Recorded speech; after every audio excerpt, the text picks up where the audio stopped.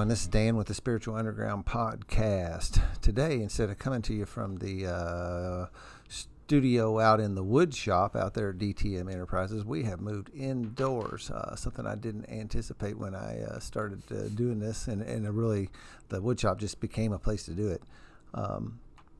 Was that my air conditioner is just fine out there for working and doing things. I actually have AC in it, but it's a little loud, and it feels a lot better here in this 4th of July weekend inside the air-conditioned house. So we're running from my dining room table, which is the dining room table that I speak about that first time I got drunk. This is the table, the very table that I sat at the first time I ever got drunk.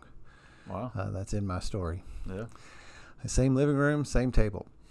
So let's get these little commercials out of the way real quick. The music wrapped around this is by Darren Frank, and if you would, Darren's in the hospital right now, so if you've got some prayers to throw out to him, he's got a little road of recovery ahead of him. Music's by him. You can go to spiritualunderground.org to get show notes for this. Pictures of guests if they allow that, if they're okay with the picture.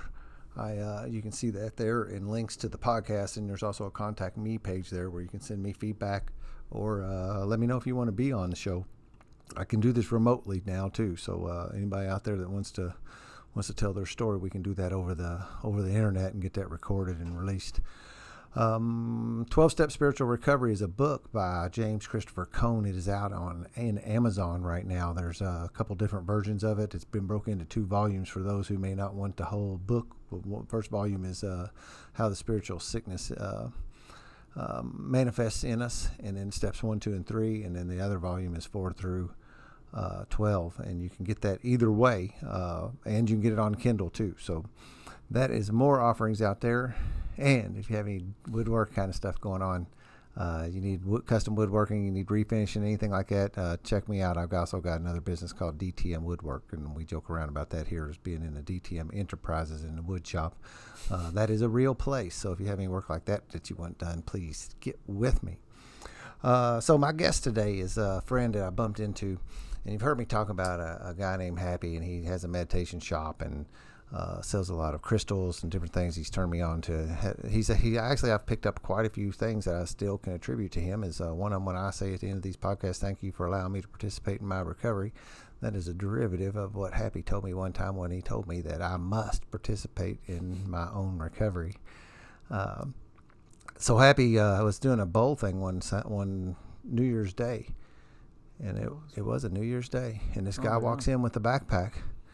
And we get to chatting, and he pulls a big bowl out of his backpack, and we get to talking, and we didn't talk about recovery that day, if I'm not mistaken. I don't think I knew you were in recovery that first day. I think it was later on that actually happened, but we kind of made a little connection, and I like doing that, and I met you that day, and then we found out we were both in recovery, and we found out we had another connection in small world stuff around town, so I don't know if we'll get into that. I'm wondering if that's appropriate or not, because he's but we'll just slide through that. So, since then we've been friends. You've just celebrated 5, right? 5 years. Yeah. Yep. So just last month, is that right? May? Yeah. May 26th is my official birthday. Yeah. So to get into that, we'll start with your sobriety date. Yeah. Sobriety date's May 26th, 2014. Welcome to the show, Dave. Thank you, my friend. Yeah. Dave's got a nickname, and I don't if you want to. Yeah, Dave the Dog Man is what most people call me. For a long time. And that is because? Because I'm a professional dog trainer. I've been blessed to live my passion for the last 16 years. Yeah, and that's right. There's a guy named Myron Hardesty from Weeds of Eden that gave me that name a long time ago. Oh, yeah. And my friend and herbalist, love that guy. I haven't talked to him in a long time. But as my joke about it is, I'm not a dog of a man. I just train dogs for a living.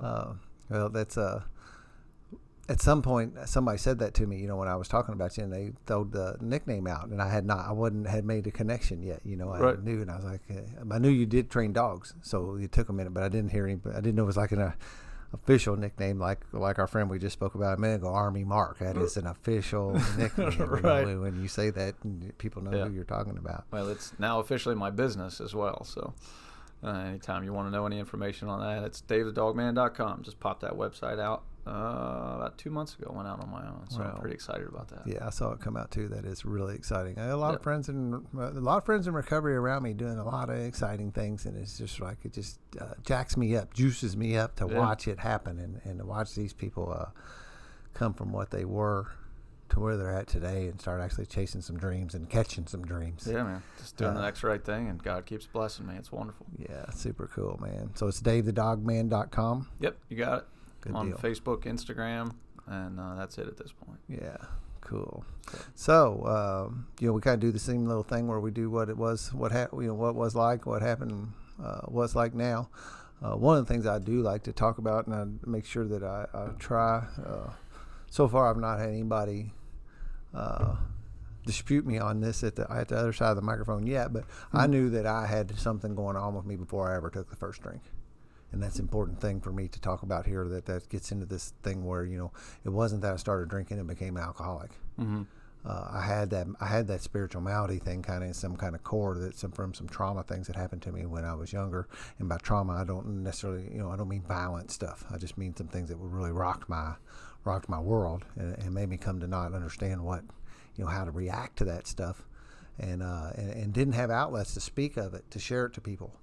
So I didn't have any way, had no tool to do anything with it but stuff it. And then it sat down there and cooked. Yeah. So I actually like to start out, with about like where you were raised, how you brought up, what kind of family life was, and that kind of thing before we get to.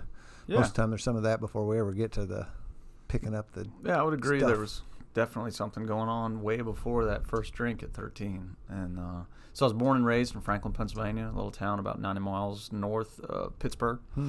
The joke is, when I was 5, my dad gave me a high five and said, "See you later." But the true story is, my dad is one of us, and he is had a lot of challenges throughout his life, even without the drinking. And so at 5 years old, my parents split, and so I was raised by my mom and 3 sisters and 2 cats, which were, even the cats were females. So I was raised with 4 women, 6 including the cats.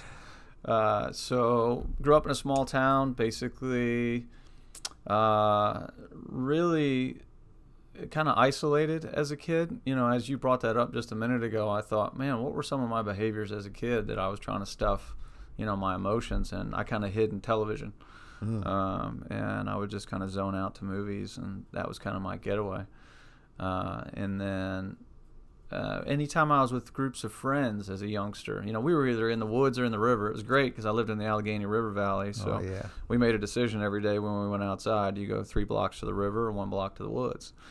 And but even when I was hanging out with those groups of people, it never felt right. The thoughts that were coming into my head, and my actions, and just how fast I was acting and reacting to everything around me. And now that I look back, it's a whole bunch of fear, and swinging on grapevines as a kid, I had to talk myself into it for a long time before I did it. And I can remember just being like, oh my God.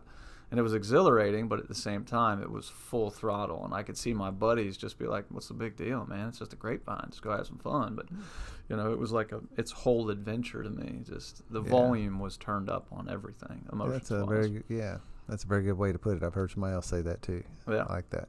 And so moving forward, middle school is where I started to get into trouble. Well, no, I started getting in trouble before that. I was about 12 years old and started acting out. I remember my gym teacher, Mr. Hanby. I'll never forget that guy. Very militant guy. Still to this day, if you tell me what to do, my first response is no. Yeah. One of my character defects is definitely defiance. And he always used to make us put our heels together and toes out, just like in a tin hut. My toes were always together and my heels were always out. I was always doing the exact opposite of everything that he wanted. It was just for attention. And I can look back at that now and know that. Didn't know it at the time. But I used to show off. I was a class clown, hyperactive, all over the place. Even sitting here talking to you, thanks for having the stones on the table. Yeah. Sitting here playing with something. I'm always fidgeting or doing something just to keep my body occupied. Hence why I like yoga, different conversation. But so I was always acting out, class clown. As far as learning went, I could learn anything a teacher put in front of me, but I didn't pay enough attention and study enough to really do well on tests, just because, again, I was all over the place. But if I actually applied myself, then it was pretty easy. Yeah. More of my problem was whether if I was actually interested in it or not, if I was interested in learning it or not. Yeah. No, I would definitely agree with that. Because if I am interested, buddy, I can learn it in a heartbeat. I can eat it up, yeah. Right. I will become a pro. Exactly. So then I went to middle school. That's a different school. My grade school in Pennsylvania is through 6th grade. And then that was 2 blocks from my house. And then the middle school was actually connected to the high school. So we started being bused a couple hours, or not a couple hours, 20 minutes, 25 minutes, a couple miles, what I meant to say. And that's where things got really intense, because now I went from a school of, we had 30 kids a class, 6 classes. So you're, not talking 300 kids or so, but now the high school is 1,000, 1,500. Yeah. And with the high school and the middle school. So now the volume got turned up on everything, and my fear got turned up too, now that I look back on it. And that's when I'll kind of fast forward into my first drink, unless you heard something there you want to kind of dive into. Yeah, no. My first drink I took was hidden in my house. We'll just put it that way. It was a bottle of whiskey, and I found it. And I remember taking a drink, and then I remember not liking the taste, but man, I got warm. Yeah. And the squirrels in my brain started to run a little bit slower. And I just remember being able to kind of calm down and relax, and I went to sleep. That is one of my other escapes. Sleep? Oh, yeah. Yep. If I got something that's really stressing me out, buddy, I'll just go take a nap if I can. Yeah. And that's me too. That's I've listened to a couple of things you've said, and we're in alignment on quite a few points there, and that's another one. The fidgeting, and the being able to handle any class that I really wanted to, but it was a matter of whether if I wanted to put my attention there or not. Right. And then I was talking to somebody not too long. I was talking to somebody today. Yep. About, I'll just say it. My daughter's in trouble right now. She's sleeping a day away. And I remember whenever I would get in a pinch and be in trouble, that's what I would do. I would just sleep. Yep. Just sleep, just to escape any kind of conflict or anything coming back in. I had to hear it from mom and dad again. Or just shut off, man. And I do it now too when I get emotionally invested. There's one thing, and this is sometimes I learn to do that in a healthy manner too. And I would have best you are too, because I take naps fairly frequently. This emotional exchange with me and you will give me a point where I will need about 15-20 minutes of downtime afterwards just to reset. There's an emotional output that happens that there's a website, there's science behind that. It's called the Energy Project. And they've studied many, many businesses all around the world, and especially in Japan. Every 90 minutes of interaction, you need 15 minutes of rest. And that is a scientific proven fact, energyproject.com or org. Well, I've learned that I have to do that after this. I have to put a little window. It would be that in I joke around and say my drug of choice in recovery seems to be busyness. Right. I would agree with that. I'm raising my hand for people that can't see me. I keep myself really busy. So what I want to do is fold this thing up when I'm done and go to the next thing. And I've learned that I can't do that. I actually have set aside time after the podcast to have a little quiet time. Whether if I actually go to sleep or not, I'll go into meditative type of state or something and get 15-20 minutes. I don't need much, but good for you, a little recovery time after. That was one of my problems in my old job, is because I would go for 4 to 5 hours sometimes just straight, and then by the time I was done, I was rocked. Yeah, and that's one of the reasons I love my business now, because it's an hour and a half, 2 hours of full gauge interaction, but I can give everything. And then I've got about an hour to an hour and a half break, and then do it again. So I hear you, man. It's good stuff. Yeah. So we were talking about going to sleep when we were in stressful situations. I think you said alcohol. You drank, and it made you be able to go to sleep. Yeah. And it was easier sleep. I remember before alcohol, I would hold my arm in the air or be doing curls or something just to try to calm myself down enough to go to sleep. And the brain never shut off. But this, dude, I was out. Yeah. And then when I woke up, I was like, wow, that was an experience. I want to do that again. because it was an escape on top of an escape. Now in hindsight, I can look at that. Yeah. And but I ended up taking that hidden alcohol enough, or drinking enough of it, that my mom found out about it, let's put it that way, and got in trouble and got grounded. But being grounded in my house really wasn't a consequence, because my mom worked 3 jobs, God bless her, to support 4 kids.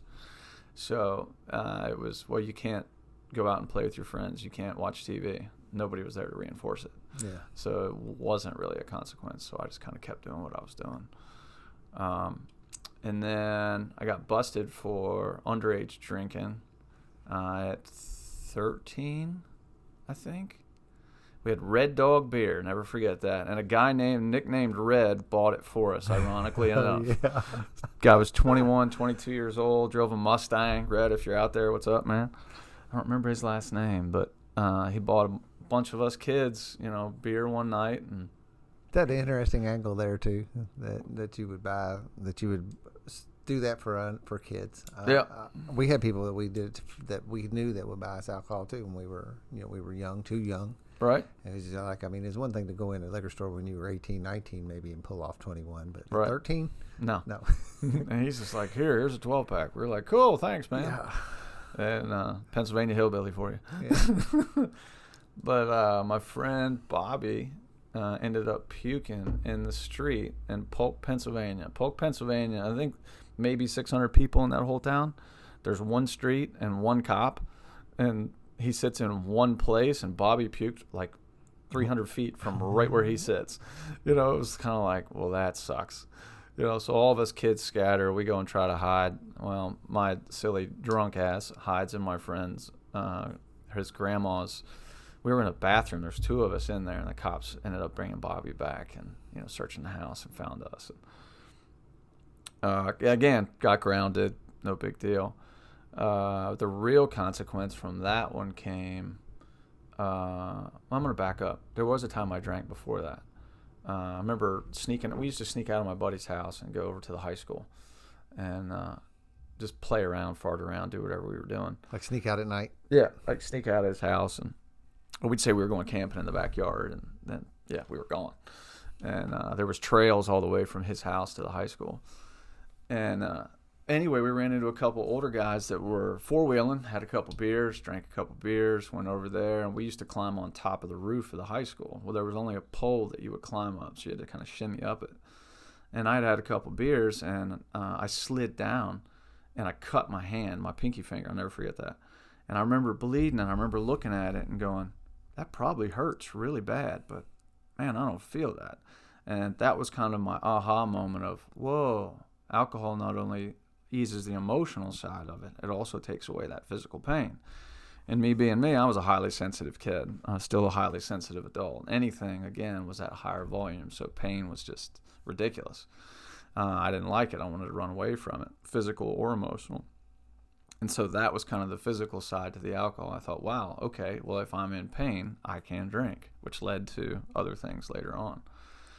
Anyway, got busted for that underage drinking. Got caught, I think, one other time as well. And then the consequence came from that underage drinking when I was 16. I moved from Franklin, Pennsylvania to here in the good old Louisville, Kentucky. Oh, wait, we're in southern Indiana right now. Yeah. Sorry. But anyway, the Kentucky area. And moved to Louisville, Kentucky. And I got my driver's license in Pennsylvania. But when I went to transfer it here in Louisville, they looked at that underage drinking as a DUI. Really? Yep. 16 years old, man. And so, I went before the driver's license bureau and was like, look, this is an underage drinking. Why are you looking at it this way? They were like, we're looking at it as a DUI. So I had to go high-risk insurance. Houston Insurance. I don't know if they're still in existence. I'll never forget that. So I had to pay over $200 a month for high-risk insurance because my mom's like, look, you're the one that did this. Here you go. You get to pay it. Well, me being me and driven and wanting to drive, I said, okay. Well, I went and got a job. I actually always worked. I guess that's a backup, too. When I was 12, got my first job, 5:30 in the morning. I was a paper route, and I did that for 2 years. So I started working when I was 12 and never really stopped. Haven't really stopped. But I went out and got a job I think then was Winn-Dixie. Maybe. What was it? No, I take that back. Cafe Jopa. Yep. It was a restaurant over on Goose Creek Road. And I started washing dishes. And so I started washing dishes over there, made enough money to pay for that insurance, and that was about it. But I got to drive, baby. And bought that was when I was 17. I bought a 1984 Ford Ranger, 4 on the floor, rust colored, more rust than color. Yeah. And but anyway, I worked enough to pay for that insurance, but that was my first consequence from drinking. And real consequence anyway. It hit my pocketbook pretty heavy. Right. And from there, started drinking with buddies. It mainly weekends, but then it kind of progressed, to one night during the week in high school. Didn't really dabble in anything else in high school other than booze. A little bit of the green stuff here and there, but not much. But the drinking got real heavy my senior year. That's where, before school, take a shot or two and be joking around in the parking lot, hanging out, whatever. Then halfway through the day, I had what did they call it? Oh, it was an aide for one of the classes, but I knew the teacher real well, so I just never went. Well, we went out on lunch and maybe drank sometimes we didn't.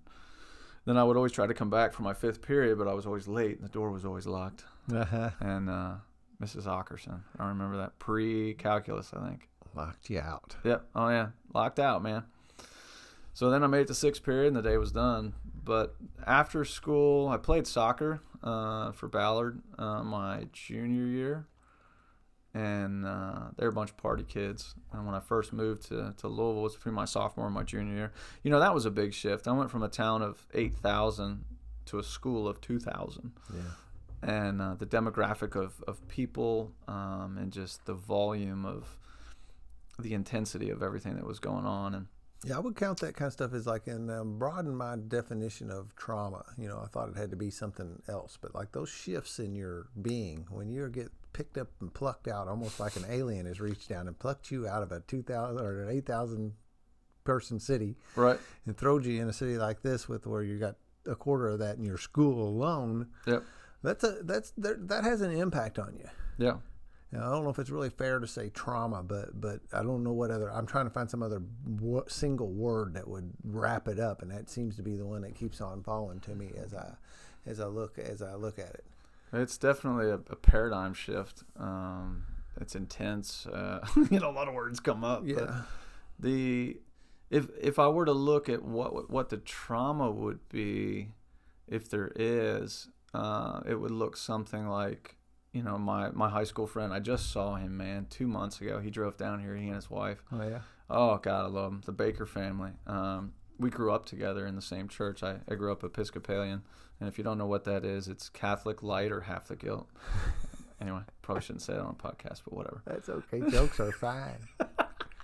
So so what happens is and that's what the traumatic part of it to me is where you have these established relationships, these friendships and stuff, and all of a sudden they're gone, man. And that is because there's that guy that says that thing about the opposite of addiction is connection, Yeah. So you've got this connection with this peer group and everything, and you know where you stand in it, right. You know the pecking order and all that, and all of a sudden you're plucked out of that, and you got to do that all over again. And when you land someplace new, man, you're a new kid on the block. Mm-hmm. You got to go to earn and all that. Right. That street cred, so to speak, and trying to find out who you are and where your place is and that can be traumatic to a kid, And, with that said, one thing that I can still do to this day is the chameleon, like it says in the book. And, and shifting gears into that different groups. And I can even look back when I first moved here, the one group I was hanging out with, and then I went and hung out with another group, and then another group, and then kind of circle back around to that original group, you know? Yeah. But you're right in the fact of, having established and comfortability and feeling safe. I think that's the biggest thing, and that's the biggest thing for that I've learned in recovery is that fear and that feeling of safety, that it was a false sense of safety with chemicals, but I knew what was coming next, and the next thing I had no clue what was coming. Right. Yeah. And and it was definitely a lot of fear. And then once I got into the high school, number one, I was lost. The way the rooms are numbered in Ballard High School makes absolutely no sense. And so I'm sitting there as a junior in high school looking at this map, and I got this freshman looking next to me, and we're going, I don't know where I'm going. I don't know where I'm going. So I was kind of buddies with the freshmen. We were all lost together. Yeah, you were all new. But yeah, so I established myself there. I ran with two different crowds. I ran with one crowd for a while that was more of kind of a Christian group that really didn't drink or really carry on a whole lot. There was a clubhouse we all hung out at, and I had a girlfriend. And so, I super connected with them, and it felt safe. It felt very familiar to the group that I grew up with, in Pennsylvania. Still partied on the weekends a little bit, but nothing too crazy. And then I parted ways with her, and when I did that, I parted ways with that whole group. And then I started hanging out with a totally different demographic, and we like to drink. And that's kind of what I was talking about earlier. That group was my senior year, but my junior year was, we'll call it my good year maybe. But even then, I wasn't really drinking alcoholically except for on the weekends as far as drinking until I just got out of control. I mean, I guess drinking in the morning and midday is drinking kind of alcoholically, but a little bit. Especially with pre-even legal age. Right. Or not, maybe pre-adulthood, Right. Not even 18 yet. Yeah. So, yeah, I was an alcoholic.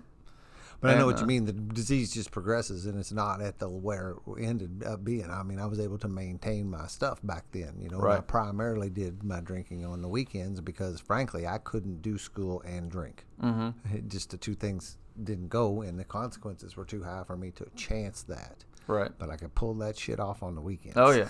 I could rip and run, baby. Yeah. I was working in the restaurant business. I worked in the restaurant business for a long time. Being an alcoholic in the restaurant business was kind of the best fit for me. Yeah. Because everybody else was too. Well, I don't know if they're alcoholics, but they like to drink. We'll put it that way. Yeah, it's certainly a incubator environment kind of thing for us, for sure. I know quite a few people who have come along through that. Mm-hmm. And so that's where I like to hide. And I'll never forget, I did have one summer, I worked for Kentucky Fried Chicken. They deliver. And I did deliveries for them. And I made a lot of money, ended up managing for a little while. And I'll never forget, I can still almost feel it today. Drank a whole bunch of Jim Beam the night before, and then the next day, it was a day like today where it was 95 degrees outside. It turns my stomach. And I had that old 84 S10 that I was delivering in, no AC, and I mean, just pouring sweat, just Jim Beam just oozing out of my body. The entire sour feeling. And walking back into that hot kitchen in the KFC, it was just like, it's just terrible. I just could not wait to get off work. That's one thing I never liked, was sweating the day after a heavy day of drinking. Yeah, it was terrible. Yeah, I didn't like. When you first started saying it, I instantly flashed back. Like, right. Oh, it's like that'll help keep me sober today. Woohoo! Yeah. So anyway, I kind of know where I was, but senior in high school, drinking was picking up, moved crowds, was starting to hang out with this other element. Yep. And they all like to drink, man. So we just we did a lot of drinking and a lot of carrying on, and I was hanging out with my younger sister at the time too. He was dating a guy in my class. She's 3 years younger than I am. She was a freshman and I was a senior. And I remember getting drunk and getting in his face and telling him, "You ever hurt my sister?" and blah blah. Drunk older brother shit. Yeah, that was one of my amends. I'll never forget that amends. That was a good one. So no real heavy consequences through my senior year. I think my mom knew we were drinking, but she couldn't stop us anymore. She was just like, whatever, do your thing. College is where things really took off, because in college now I was completely on my own. I had nobody to tell me what to do. I took 1 year off of work. I saved a bunch of money the year before, and working at KFC, delivering chicken, and in the restaurant business. I guess that's where I made all my money. My memory's kind of foggy. Yeah. It tells you I had a little partying to do that summer. Yeah. And anyway, I got to college, and I took a year off of work to focus on school. I went to Eastern Kentucky University. and my major was police administration. Hmm. I've always loved behavior, and what I really wanted to do was be an investigator in the FBI. That was kind of one of my dreams as a kid. My other dream was to be Jack Hanna, Jack Hanna's Animal Adventures, if anybody's never seen that. Yeah. And so I had the animal deal going on, and I love behavior. And so with police administration, EKU is the number 2 in the country. Harvard's number 1, or it used to be that way. I don't know if it's still that way. So I was not getting into Harvard. I did have a decent GPA. I don't remember what it was now, but anyway, so I went to Eastern Kentucky. I wasn't working, but it was another paradigm shift, another, picking up from everything I knew and being dropped in another place. And if that's, again, that the kind of trauma sense that you're bringing up. I knew one guy there. He was a friend of a friend. Turned it out he was a pilot, and they have pilot school down there in Eastern Kentucky. And the first day I was on campus, I ran into him in my dorm. I'd met him maybe twice. He's like, "What are you doing today?" I was like, "I don't know, learning what the hell to do at college, man." And he goes, "You want to go up in a plane?" I was like, "Well, hell yeah, I want to go on a plane." Yeah, man. So it's a little 172 Cessna, a little single prop plane. And he and I went up there, and we're flying around. He's like, "All right, I got to do some maneuvers." So I'm thinking up, down, left, right. Oh, no. He was practicing stalls, which means you shut the engine off in the air and then have to restart. And I'm like, "What the are you doing, man?" It's like, "I told you how to practice some maneuvers." I thought the plane just stopped and we were about to die. I was like, "What are you talking about? You want to talk about some fear?" And I remember, so we got down and met a friend of his that was Sigma Chi fraternity. And he's a pilot as well, and he was going up in a 6-seater double prop Aztec. And he's like, "You guys want to go up in a plane?" I was like, "Are you doing maneuvers?" I was like, he goes, "Yeah." I was like, "Are you going to be stalling the plane?" And he's like, "Probably at some point." I was like, "Thank you for telling me now. Yes, I'll go." I'll go. And so we ended up going up in that plane. Had a blast, man. When we came back down, we went to the fraternity house, and I remember he pitched me a beer. And that was off and running once again. And I ended up hanging with those guys for a while. I ended up pledging Sigma Chi. I was in the fraternity pledging for a month and a half, maybe, something like that. Mm. And I lived on the 14th floor of my dorm, but I met a bunch of guys on my 13th floor through another one of the pledges. Oh my God, I cannot remember his name.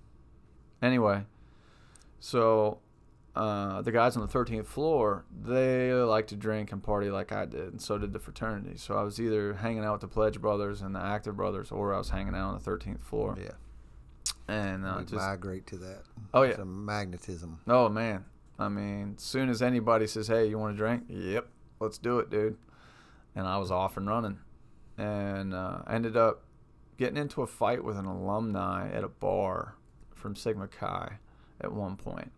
And I was just like, "Why am I in this fraternity bullshit?" And like, it didn't make sense to me, like, all of a sudden. And so I went to the guys in the fraternity, and I was like, I just don't think this is for me. And in hindsight, they were asking me to do work. They were asking me to do memorizations and things like that about the history of Sigma Chi. And man, I didn't want to learn anything. Yeah. My cop out was this. This guy I didn't like that was an alumni, blah, blah, blah. He said something to me I didn't like. He hurt my feelings. I don't know, probably said something about hazing, and my fear kicked in, and I just went AWOL.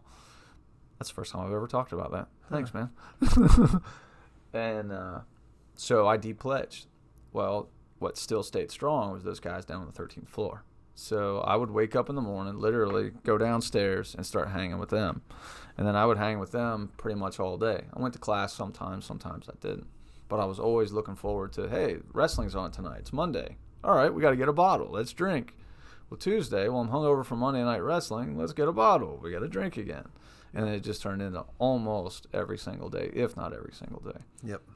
So when I speak about that, I talk about like my weeks collapsed on me. It went from drinking on Friday and Saturdays, and then adding Sundays, and I don't know if this is exactly the way it went or not, but it went something like this. Mm-hmm. And then back then, and Thursdays became, and then we drank into Monday, and then before long, it just collapsed on me. And before long, I was pretty much drinking every night. Yep.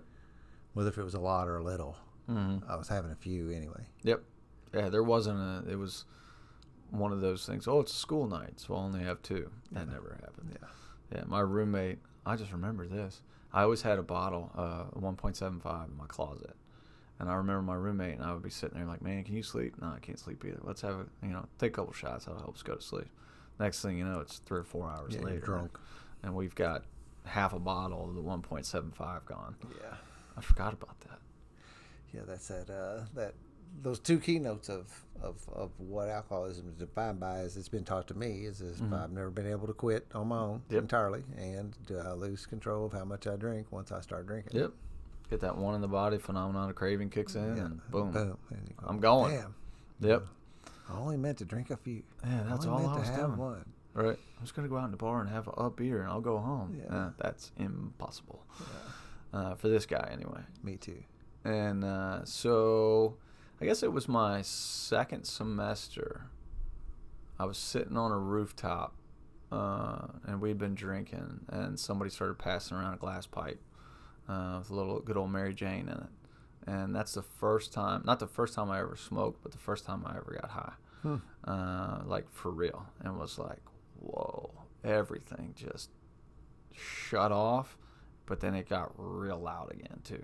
But it was like fun, loud, and intense, and I was experiencing everything that was going on around me. That became one of my demons eventually, but initially I enjoyed it because I was totally present, totally aware, and was just like, wow, this is intense, this is fun. And then once I did that, then it was either or a combination of both, just from then on. Yeah. I went many years doing both. Yeah. I always had some pot on me. Right. And I ended up being the guy that you'd come up to and ask, hey, what do you got? Yeah. And so that was an interesting time in my life, we'll just put it that way. But interesting enough, that stopped working for me quite a long time ago. Yeah. And it began to put me to sleep. And I enjoyed my drinking too much to be having early checkouts. Yeah. And so I started putting that aside, and I started using it just for that nightcap kind of thing before I'm going to go to sleep at night. Right. If I tried to, if I tried too early in the party's over for day. Night. Yeah. Well, my issue with it was eventually it sped me up. It didn't slow me down. But that was after my introduction to hallucinogens, to LSD and to shrooms. Once I did acid for the first time, then any time I smoked after that, it sent me into that realm, which some people are like, man, that must be great. I was like, not exactly, because my brain would go so fast and so hard that it would grab a hold of something. And one of my character defects is paranoia, that everybody's out to get me. And that's a shadow piece that I carry with me and always have. And that's where the marijuana turned on me, because that's when it got really loud. And since we're on a podcast called Spiritual Underground, there's a spiritual side of me that I've seen visions my entire life. And once I got into hallucinogens and was able to see them clearer, they never truly went away. And you can call it an awakening, you can call it whatever you might say, but when I'm around people, and especially back in that day, around people that were up to no good, I could not only feel it, I could hear it, but I could see it.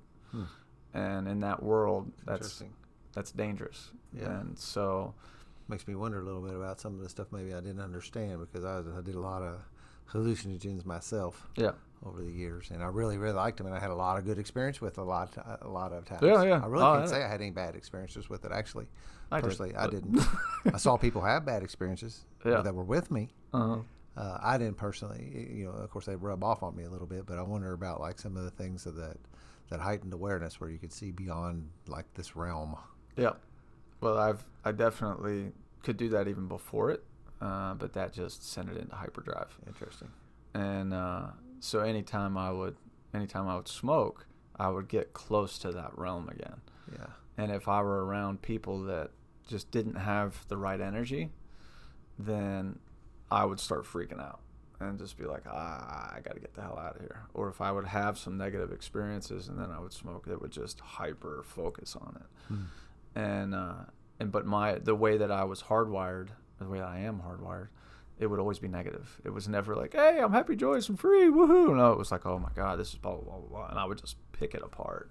Yeah. And so it turned, it was fun for a long time, and then it turned not fun. Yeah. Just like drinking. Yeah.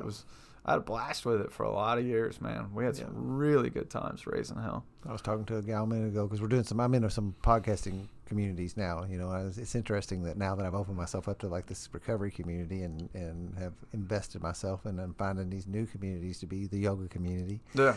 Well, I'm in the podcasting community where we share ideas and do that kind of stuff. And I use that exact same line, some of those same lines with her a minute ago. She's a recovery from a divorce person. So that whole recovery angle tripped me. Mm-hmm. I thought because I'm interested in like different kinds of recovery, not just recovery from alcohols and drugs, just anything where we're recovering our spirit somehow or another, where we get this trauma event. But it was a lot of fun until it wasn't. Right. And you brought up different recovery groups. The first recovery group I ever walked into, other than Alateen as a kid, my parents took me to Alateen. I don't really remember it, other than it was in the basement of a Methodist church and the walls were blue. Why I remember that, I don't know. Interesting. But and they smoked in there. I remember that.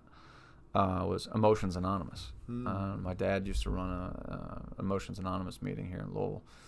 It's kind of filtered out now, but that's one thing we all have. And we're all powerless over it. Yeah. And that is our other little small world connection was your dad, was the day that I realized that I'd known your dad from a different meeting and I'd known you from another complete different world. And then one day I realized you two were father and son. And you're like, oh, there we go. Yeah. And so that's the first meeting I ever walked in. Anyway, I'm kind of jumping to recovery. That's okay. That's okay. Yeah, so I went in there, and then I went to Al-Anon, and then I thought I could get sober through Al-Anon. I thought it was everybody else's fault, and guess what? In Al-Anon, they're tricky suckers because they do the 12 steps too, and I'm like, no, they have to do the 12 steps, not me. And so anyway, I ended up in AA. So the hallucinogens, and it was fun, and then it wasn't. Then it wasn't. I got a DUI in college. I was taking a girl down to Crystal Burgers. We don't have those up here, but they're down there, kind of like White Castles, but worse. Yeah. And I had a what year was that truck? It was a 1997. No, that couldn't have been it, because that's the year it was. It was 1997. Anyway, early 90s, Nissan King Cab 4x4 with 31-inch tires on it. I bought it. That was my sophomore year of college because I worked for an irrigation company that summer. And my drinking actually slowed down that summer because of so that was between my freshman or sophomore year. Anyway, it slowed down a little bit because I was outside all the time. What's another common thing in here is that the timelines never work out. You see people trying to dissect these timelines. And people get hung up on them real bad. I try to just whatever, just shuffle on down the path because exactly what year or exactly what time or whatever. Yeah, I'm getting lost. I notice that's a typical. As I sit here in this chair and invest myself into listening to these stories in a long form situation here, that's one thing that seems to be common is that we really want to put that. I think it's in our head we want to put that timeline together. For me, it really doesn't matter. And it's not so much that you're trying to get that point across to anybody else, but there's a vagueness back there. And you mentioned a minute ago about having drank a lot that year. Right. I look at it like there's this curtain almost. Yeah. It's really hard for me to see beyond that curtain today. Mm-hmm. And the further away I get from that curtain, which is really my sobriety date almost, it's some fashion of that. It may not be that day, but it's in there. The timeline doesn't work exactly. Yeah. The further away I get down through there, some of the stuff becomes clearer beyond the curtain, and some of it becomes foggier. Right. It's an interesting dynamic how that trying to get around that. Thank you for that. Because I watch people with their wheels are turning, right, and they're really trying to work this out in their head. And the one reason I want to work it out is not even because I don't want to lie. Like I'm trying not to be a liar, cheater, and con anymore. And I'm sitting here and I'm like, I think I just lied to you. That wasn't between my freshman and sophomore year, but it wasn't bold-faced deal. But anyway, you want to be accurate, right? That's kind of what came up for me. So anyway, I sidetracked you by doing that, but you were talking about I appreciate that because thank you, that helped. So anyway, got a DUI in college, taking a girl, Nissan King Cab 4x4, 31-inch tires. The medians down on the bypass in eastern Kentucky are about 2 feet high, And when you take a big old truck over top of one of those and land on the other side in oncoming traffic and a cop sits there, he pulls you over. And he's like, "You been drinking tonight?" "No, not at all, sir." Definitely had been, and some other stuff. And so anyway, I got put in jail. That was one of my moments that the town drunk was passed out on the drunk tank floor. And I'm sitting there, and of course I'm, scared to death. I'm like, oh my God, I'm in the drunk tank. I got blah, blah, blah. And I remember he woke up, and I had met him because he lived next door to a friend of mine. And so we kind of met in passing, drinking one night, carrying on. And all of a sudden he wakes up, and he's like, "I remember you, you motherfucker," and just starts ranting. And I'm like, "Me? Yeah, man. Oh, we had a beer together. Oh, yeah, that's right." And then when I'm sitting there hanging out, talking with the town drunk about having a beer with him. And it was in the drunk tank. In the drunk tank. And it was one of those awareness moments of, whoa, maybe I got something going on here. And then I was like, nah, man, I'm just in college. Made all kinds of excuses. It's like, I'm all right. And got out the next morning, had to go get a lawyer, blah, blah, blah. Of course, I had a buddy that his dad was a lawyer in town, and so, that charge ended up going away. Yeah, that's another thing. It seems like we have a little thing where we have this community around us of people who know what to do when you get in trouble. Yeah. Oh, don't worry, man. My buddy's dad's a lawyer. I used him last week. That was one of the funniest things in sobriety when I was hanging out with people outside of the rooms. And we were in conversation, and somebody said, so-and-so went to jail. And I was like, oh, I remember being in jail. That sucked. And they were like, "You've been to jail?" And I was like, "Yeah, I thought everybody had." And they were like, "Who the hell you been hanging out with, man?" And I was like, oh, crap. Another one of those aha moments. Yeah. Not everybody's been to jail, And but then it made me hyper focus on who the heck was I really hanging out with. But didn't stop me at all. So did you come out of those kind of experiences trying to manage it after that? Did you have some period of like, okay, I'm gonna manage better now? Yeah. Oh yeah. Yeah. It was. You know what? I'm not gonna drink during the week anymore. I'm not gonna. If I know I'm gonna. Oh yeah. If I know I'm gonna drink, I'm not driving. I don't want to go to jail again. I would start and stop all the time. I'd wake up, I'm never drinking again, or I'm not drinking until Friday, and it was Tuesday, and it never happened. Yeah. There was always, I got to feeling better after 2-3 days, and boom, I was off and running. Yeah. So very, very predictable. Yeah. And I did that throughout my entire career. I could stop every once in a while for a couple months if something really stupid happened. Yep, me too. I'd have those periods of sobriety for one reason or another, usually because I got in trouble, or I got, usually that could either be legal trouble or like trouble like with my wife, or trouble, that kind of thing, where I would do something just really stupid and have to somehow or another reel that in. Yeah. Yeah, and that's especially after I overdosed in 2007, so I guess we could fast forward to that because that's really the big one. I went to Bonnaroo Music Festival in 2007. Tool was playing. One of my favorite bands of all time, still to this day. And so went to this concert with my now wife. We'd been together for 6 months and just dating for 6 months. And I talked her into turning her truck into a tent. And she's an engineer. I talked her into it, but she built it. Let me be clear, because that ain't my bag. Did some great woodworking. You would appreciate it. And so anyway, went to Bonnaroo, and I had a pocket full of everything. I mean, gallons of booze, dude, just coolers and gallons of booze. And one of my friends told me by the end of the first night, he's like, dude, no, it was the second night. Anyway, the first night I remember getting real drunk and going out and looking for stuff that I didn't have, which wasn't much, but there was stuff I didn't have that, of course, I wanted. And my now wife told me at the time, she's like, dude, you and I fought like crazy that first night. And she's like, you were so pissed because I just wanted to go to sleep and you just wanted to stay up and party. And so basically I cussed her out and wandered off. And that next day, I found what I was looking for and a whole lot of other stuff, apparently. My buddy said I was like a kid in a candy store. Whatever was in front of me, it was going in my face, just as fast as I could get it in my hand. And I ended up watching, I remember making it to the Tool concert and seeing two songs, 46 and 2 and sober, and those are two of my favorite songs. And then I don't remember anything after that until 3 or 4 days later. I woke up in the ICU in Chattanooga, Tennessee, and I vomited and inhaled it. She's biting my toes. Yeah. She just nibbles really lightly. Rabbit getting you? Yeah. That's always a funny feeling, huh? Yeah, it's a really funny feeling. I have a pet rabbit, for those who don't know it. She's loose on the floor, and we're in the living room. She's deciding to taste my feet lightly, and it tickles like crazy. But there's also just a little bit of teeth, and you can feel it. Right. Good So you woke up awareness moment. Yeah. So you woke up in the emergency room after you OD'd at the concert? Yeah, I OD'd at the concert. So you were out for those days? Yeah. And my buddy said, after it was all done, he said, he tried to wake me up. We were asleep in the back of the truck. And my wife and our girlfriend at the time, my girlfriend got up, and I didn't get up.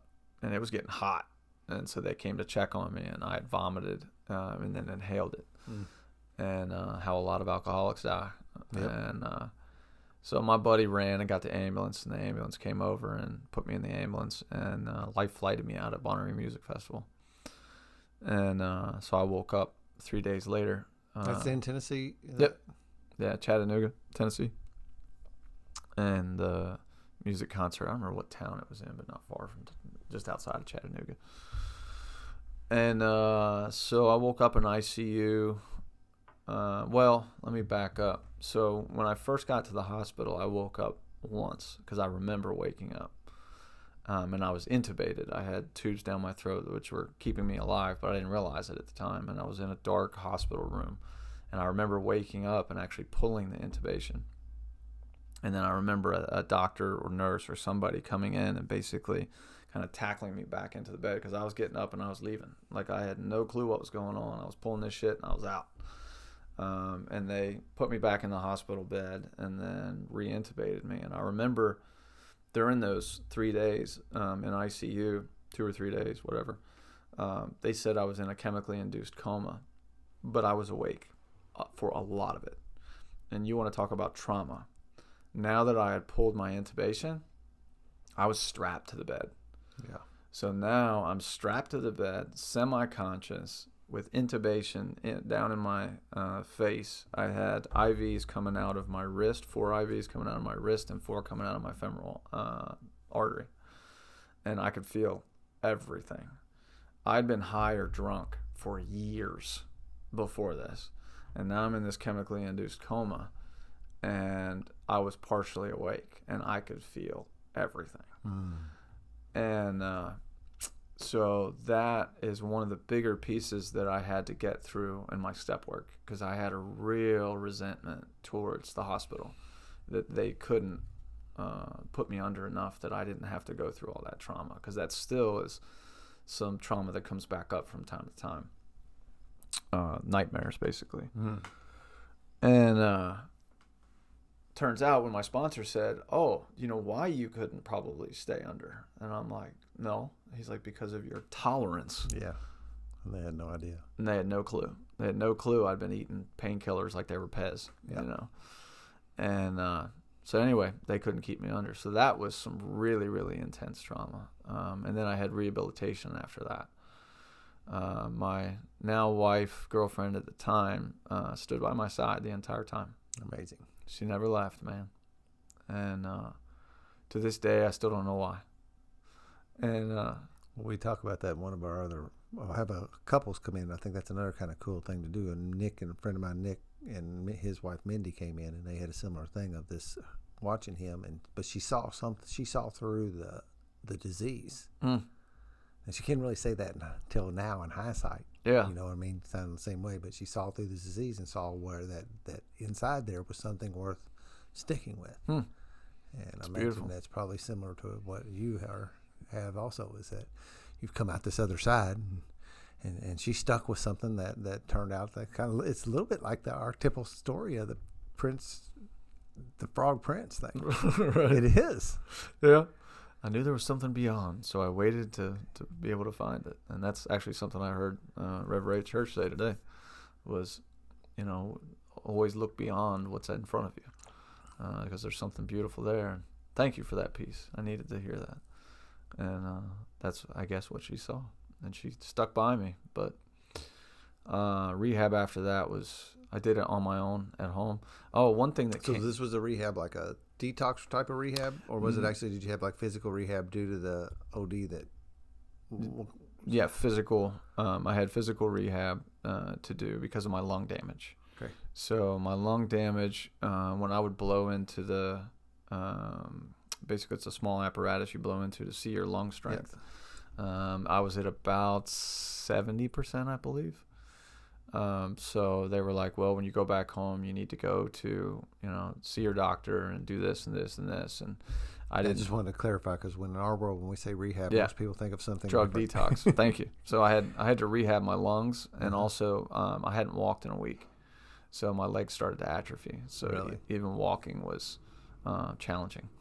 Balance was off. I was laid in a bed for about a week. Yeah. And one thing that came up while I was in the hospital, every time I would move my head, there was blood on my pillow, and I could not figure out what happened. Well, I got a big noggin anyway, but it was even bigger. I had a huge hematoma on the back of my head, which is now, if you see me today and you see a scar on the back of my head, that's what it's from. They're not 100% sure where it came from. My theory is when I pulled the intubation, when the doctor / nurse, when I was getting up and being violent, I believe I came back and hit the bed rail. Again, I can't tell anybody that one way or the other, but it's a possibility. But no matter what, now I had this huge hematoma on the back of my head. So that was another part of my rehabilitation from the overdose, was that completely scabbed over. So you're talking about a scab about 3 inches long and about 2 inches top to bottom. And for anybody listening to this doesn't know, I have a big old bald head, so I can't cover it up with hair. And so now I had this huge scab on the back of my head. Yeah. And that, looking in hindsight, kind of took me back to that childhood trauma. I jokingly say I've had this same size head since I was a kid, but I grew up a very, very small, skinny guy. I mean, I'm about 5'11", 6 foot, somewhere in there now. I'm 175, but I was 75 pounds with a big old noggin growing up, made fun of all the time, called watermelon head, and really? all kinds of stuff. I was bullied quite a bit. And that's one of the reasons I would act out, because if you would laugh at me, then you wouldn't bully me. Right. That was my defense mechanism. Yep. Yeah. Be the comedian. What's that? You'd have to have something. You're either going to act out with humor or violence, or right. We're going to do something. I was too small for violence. Yeah. And except for I'd spear people with my head every once in a while. I did it on a soccer field one time. Anyway, senior was making fun of me. I had enough. So after that, I had this big, huge scab on the back of my head. Well, after I got out of the hospital, I took a week off of work. The man I've worked for a long time kept my position open, and I went back to work. Now, I never went to the doctor again. I never went in and got any type of professional rehabilitation. I did it all completely on my own. I never went into any type of detox. I just came off years of drinking and drugging, and it was miserable. Physically, mentally, emotionally, it was terrible. So what did I do to cope with it? Started drinking again, and then started hanging with old guys, and then started getting painkillers to subside the pain, so on and so forth. The one beautiful thing I did was to rehab my lungs. I started doing yoga. Yeah. And I've back then, huh? Oh yeah. I've practiced yoga since then. Rodney Yee videos, and that's been part of my a huge part of my recovery. Not only from this overdose, but even into today. Some sort of physical practice, mind, body, spirit. Yeah. So that'd be someplace in the neighborhood of 12 years ago. Yeah, it was 2007. You said 2007. So. Yeah, it's about 12 years. And so the kicker with the overdose was everybody, again, what I mean by everybody is my family, said, I think you have a drinking problem. I think you have a drinking problem. I think you should go, get some help with this, because of totaling a car and almost killing my best friend in college. That's one thing I skipped over. Did not get any consequence other than almost killing my best friend and totaling a car that my dad bought for me. It was a Mazda MX-3. He let me borrow $3,000 to go buy a car, and one of my buddy's dads, going back to that again, owned a car dealership, and I thought after I had done a couple keg stands and threw up and passed out and woke back up and started drinking again, that driving on Highway Kentucky 13, which is one of the most dangerous roads in Kentucky and Somerset, Kentucky, because a buddy of mine needed a ride down there. I thought that was a good idea after a really heavy night of drinking.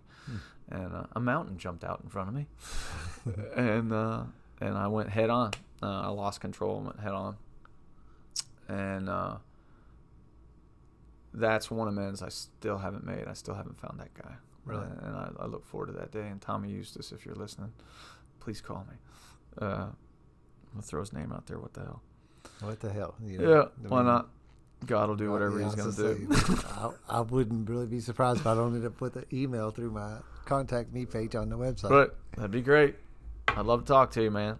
But that was one of the heavier consequences of my college drinking. So anyway, I had gotten DUIs. I had totaled a car, almost killed a best friend, missed many family occasions because of my drinking over the years. So my family was like, look, you've got a problem. You need to go get help. And I just kept saying, no. Well, when I overdosed, then everybody really had something to say. Yeah, right. You definitely have a problem. You definitely need to go here. You have to. You need to. You should. It's crazy people. I don't know where they get off with I have that no stuff. idea, man. I They just need to mind their own business. I just can't go to music festivals. That was my Right, problem, yeah. And keg stands, can't ever do those again. That was my problem. I get it. Yeah. Crazy shit.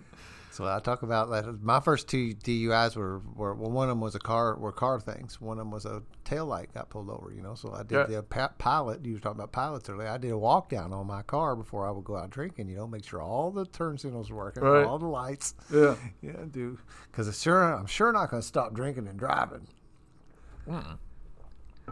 You just have to do it responsibly. I will manage it. That's our. What do we call that? The triple D, who's the designated drunk driver. Yeah. Yeah, ridiculous, man. I hear you on that though. So anyway, now the family had something to really point a finger at. And even my girlfriend, she was like, because we drank and partied together all the time. I mean, she just drank though. She didn't do anything else. So what happened from 2007 after that happened to 2014 when I got sober was I hid everything. And you want to talk about being miserable, man. Yeah. Jesus Christ. I mean, no matter what pill, no matter when I had to drink, and I say had to because of the disease, I mean, everything was, I'd have to plan out family occasions. Like, what am I going to take with me? What excuse am I going to give? What am I going to have to do to be able to do this or do that or sneak away or eat this? Or where am I going to hide it so nobody finds it? I mean, it was exhausting. Yeah. And then I would screw up. I would get caught or I'd miss a family function or whatever. And then, okay, I'm not going to do that anymore. It'd be, 6 weeks, a month, 2 months, whatever. And then I'd start up again. The little airline bottles, those always got me. Really? I'd stop. They seem to be popular. Oh, yeah. They weren't my thing, but a lot of people I know of.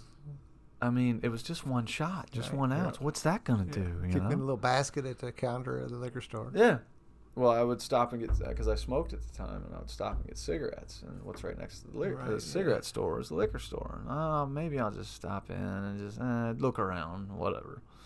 I get an airline bottle or two, and the next night it was 3. Well, if I'm going to get 3, why don't I just get a half pint? If I'm going to get a half pint, why don't I just get a pint? And what it ended up being most of the time, by the time that run would happen again, was a fifth of pure grain. Wow. And that would be behind the seat in my truck. And I would wake up at 7 o'clock in the morning, and I would go out, and I would take a pull off it. I'd take a handful of pills, and that's how I started my day. And I did that for a long time until something stupid happened again. Were you getting prescribed the pills from the? No. Or you were getting them? No, otherwise? I got them off the street. Just curious. Through the mail. Yep. There was nothing prescribed. I got them prescribed a couple times for different reasons, but I talked somebody into giving them to me. But I didn't do that very often. Yep. Most of the time, I either paid for them or had them shipped to me. And so I did that up until I went to an Emotions Anonymous meeting. Again, I was still pretty heavy onto everything. But I knew I was miserable, man. It just sucked. And my dad was running that meeting, so I went and sat with him and a couple other guys there in that meeting. And I was like, this is maybe something I can do. This just doesn't have anything to do with drugs or alcohol, funny enough. But I can still do what I wanted to do, but I can still hopefully get some help, So I started talking about my problems, and that helped, And then through that, I went to Al-Anon a few times. And again, thought it was everybody else's problem. Well, my dad's in the program. I think I've already covered that. So was it your dad was the catalyst for going to Al-Anon? Yeah. Is that the? Yeah. He went to the men's meeting Tuesday nights. There's sometimes 100 guys in that meeting. Yeah. And it's a solid meeting. I haven't been there in a long time, but I started going there with him. And it was cool, man. I didn't grow up with my pops, so I had something to do with my pops. Yeah. And so that was nice. We kidnapped him a couple years before that from North Carolina. That was kind of fun. He was going through a really tough time with his then wife, and my sister and I literally hopped on a plane and went and got him, got in his 2 vehicles, and drove him back to Kentucky, and he's been here ever since. Oh, yeah? So, but anyway, so I went to Al-Anon with my pops, and again, was still talking about what I had going on in my life, and was starting to feel a little bit better, and ended up sitting down with a temporary sponsor in Al-Anon, and saying, you know what, I don't think I want to drink and drunk anymore. I've overdosed. And I started telling him my story a little bit, and he was also in AA, and he said, well, I'll be your temporary sponsor. And I said, well, I don't want to do that AA thing. I just want to do Al-Anon. He's like, all right, whatever, dude. Okay, but I didn't want to drink or drug. So cunning, baffling, and powerful, right? And so 2 months went by, and I hadn't done anything. And then there was a bottle of pills sitting on a table at a family function. And dude, without missing a beat, just thunk, popped a couple and went up right about my day. And then I was like, the next day I'm sitting there, I'm like, what in the hell? Well, then I started really beating myself up, and I got into a really, really dark place because, look, I'm trying to do something different. I'm going to these meetings, but I still can't stay sober, and now I'm going to overdose again, and just the crazy train was just in full effect. And I went, I sat with a .45 caliber in my lap, and I was done, man. I couldn't do it. I could not figure out how the fuck to beat this thing. Yeah.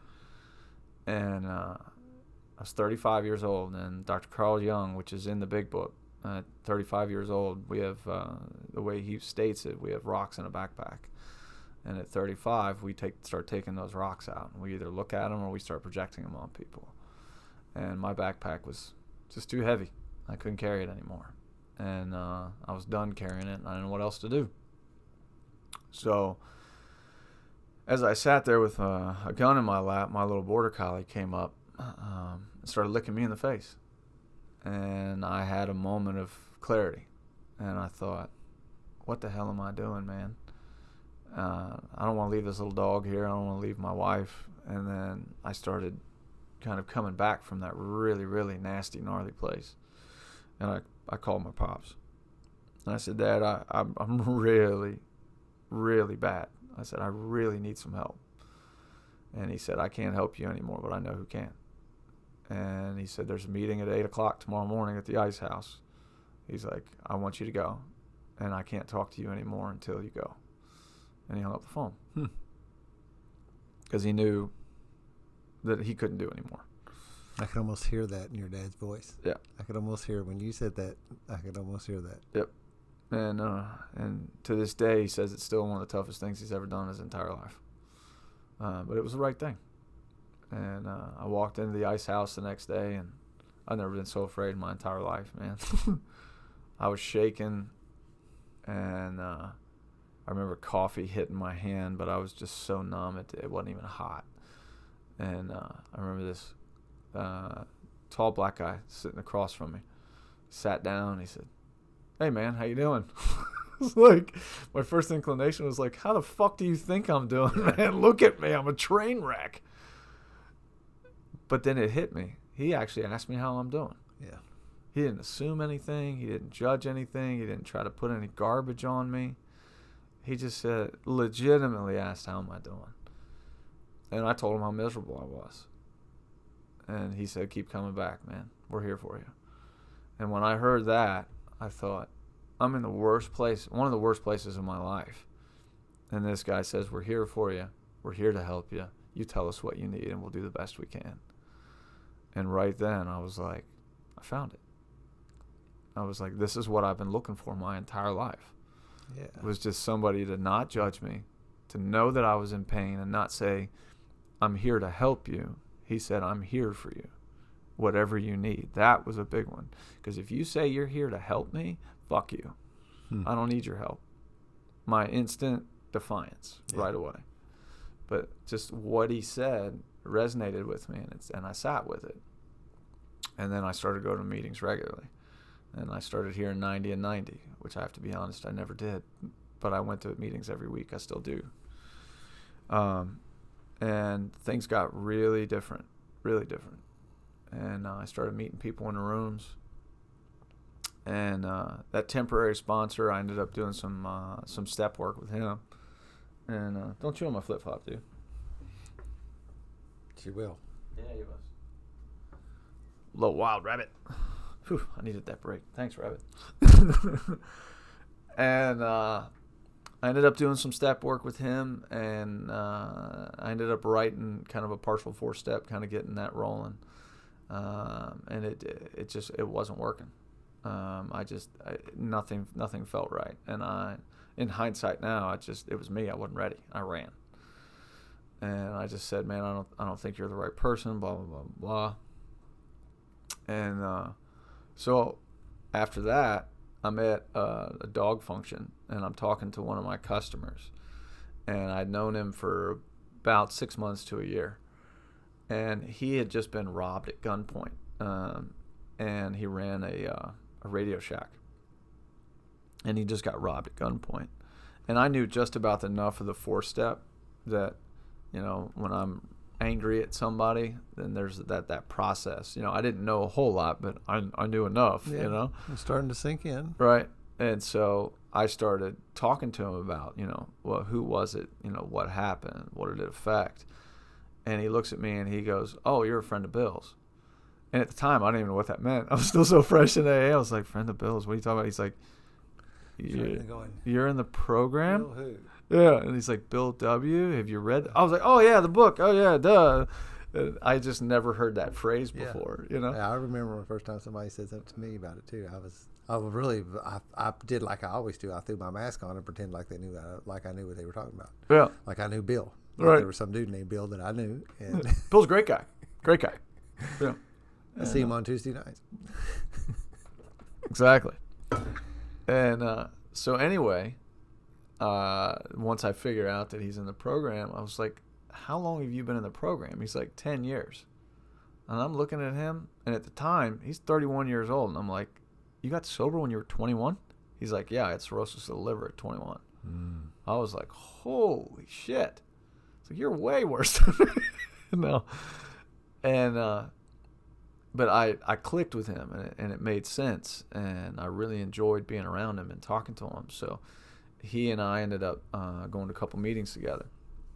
And then I sat down with him one day, and I said, hey, man, what do you think about being my sponsor? You know what? I'm leaving one guy out. I did have another sponsor in between there.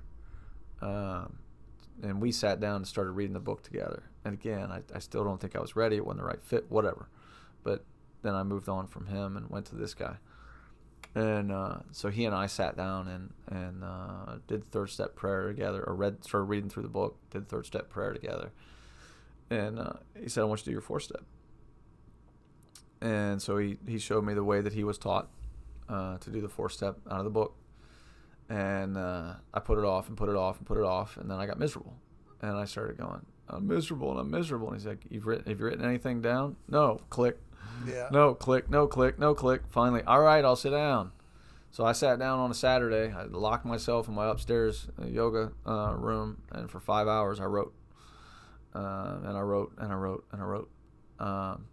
And I got all my resentments out in that session. And then I had another session the next week, the sex inventory and the fears. And then he and I started getting together. and going through the 5th. And I started to find my part. Especially with, man, I was angry at everybody. I mean, just fucking furious. And once I started to see my part, and he started to reframe, Dr. Carl Jung, going back to that, what was going on and what was happening, then it really, I started to get some relief. And one other thing that he has practiced in that I'm now part of is called the Mankind Project. And the Mankind Project is based on Dr. Carl Jung's work. And if you're in the program, you're not familiar, page 26 to 27, Dr. Carl Jung and Bill W. had a conversation, letters, and talks about emotional displacement and emotional rearrangement, and then also reframing. Yep. And in the Mankind Project, it's based on his work. And not to get too far off of recovery, but it's a great complement to my recovery. And because my sponsor at the time was also versed in that, he put that aspect into the 4th and 5th. So for me, it was a deeper dive into truly what was driving the bus. And then what that did was open up the character defects, which of course I thought I was perfect. And then, no, I wasn't. 194, I think, is what's posted online, and I had 180 something. It's like, anyway. But then I started to get some relief. But one thing I cannot leave out of my story is I wrote down in my 4-step, some very traumatic things that happened as a child, and some people that I was really angry at. But I didn't flesh it out completely on my paper. And some people were hurt. Well, I took my 4-step to work with me, which I do not recommend, in my backpack. And I left it out. And then now I thought people at work had read it. And so I'm early in recovery. I'm dead set in the middle of my 5th step, or 4-step and 5th step. And now I think people have read my 4-step. Yeah. And my peculiar mental twist and one of my character defects, my paranoia, my shadow piece, just went wild. And I was not sleeping. I was not eating. I was calling people at 2 and 3 o'clock in the morning. Thank you, anybody that's listening that answered the phone at 2 and 3 o'clock in the morning. That's why to this day, when I meet a newcomer, I'm like, dude, call me at 2 or 3 o'clock in the morning. I owe a lot of people phone calls answered at 2 and 3 o'clock in the morning. So please call me so I can pay that forward.